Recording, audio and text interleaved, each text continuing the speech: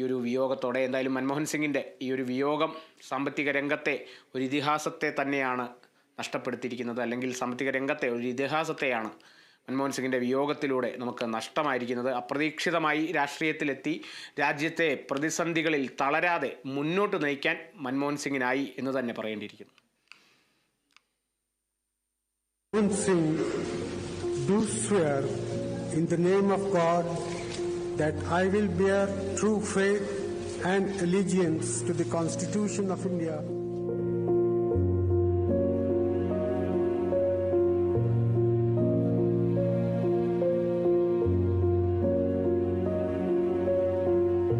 ആധുനിക ഇന്ത്യൻ സമ്പദ് വ്യവസ്ഥയുടെ ശില്പി എന്ന വിശേഷണം മൻമോഹൻ സിംഗ് എന്ന സാമ്പത്തിക വിദഗ്ധനെ ലോകമെങ്ങും അടയാളപ്പെടുത്തി. രാജ്യം സാമ്പത്തിക പ്രതിസന്ധിയെ അഭിമുഖീകരിക്കുന്ന ഘട്ടത്തിൽ രാഷ്ട്രീയ പ്രവേശനം. 1991 നരസിംഹറാവു സർക്കാരിൽ ധനമന്ത്രിയായി ചുമതലയേറ്റതോടെ ഇന്ത്യൻ സമ്പദ് വ്യവസ്ഥയ്ക്ക് സുവർണകാലമായി. കയറ്റുമതി തീരുവ കുറച്ചതും പെർമിറ്റ് രാജ് നിരോധിച്ചതും സാമ്പത്തിക സ്വാതന്ത്ര്യം സംസ്ഥാനങ്ങളിൽ നിന്ന് മാറ്റി കേന്ദ്രത്തിന് കീഴിലാക്കിയതും രാജ്യത്തിന്റെ സാമ്പത്തിക മേഖലയെ അഭിവൃദ്ധിയിലേക്ക് നയിച്ചു. 2004 പൊതു തെരഞ്ഞെടുപ്പോടെയാണ് മൻമോഹൻ സിംഗ് രാജ്യത്തിന്റെ പ്രധാനമന്ത്രി സ്ഥാനത്തേക്കെത്തുന്നത്. UPA സർക്കാരിന്റെ അപ്രതീക്ഷിത നീക്കത്തിലൂടെ നേരിട്ടുള്ള തെരഞ്ഞെടുപ്പിൽ വിജയിക്കാതിരുന്ന മൻമോഹൻ സിംഗ് പ്രധാനമന്ത്രി പദത്തിലെത്തി. പിന്നീട് കണ്ടത് സാമ്പത്തിക മേഖല ഉയരത്തിന്റെ കൊടുമുടിയിലെത്തുന്നതാണ്.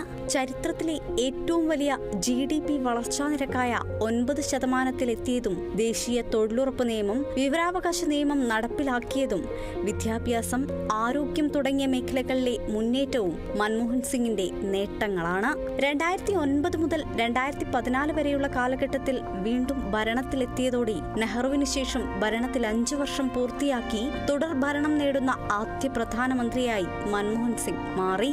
രണ്ടാം UPA സർക്കാരിന്റെ കാലത്തുയർന്ന 2G സ്പെക്ട്രം അഴിമതി ഉൾപ്പെടെയുള്ള ആരോപണങ്ങൾ സർക്കാരിന്റെ ശോഭ കെടുത്തിയെങ്കിലും മൻമോഹൻ സിംഗിന്റെ സംശുദ്ധിയെ എതിരാളികൾ പോലും തള്ളിപ്പറഞ്ഞില്ല. 1998 മുതൽ 2004 വരെ BJP ഭരണത്തിൽ രാജ്യസഭയിലെ പ്രതിപക്ഷ നേതാവായും മൻമോഹൻ തുടർന്നു. പഞ്ചാബ് പ്രവിശ്യയിലെ ചാക്വാളിലെ ഗാഹ് ഗ്രാമത്തിൽ 1932 സെപ്റ്റംബർ 26 മൻമോഹന്റെ ജനനം.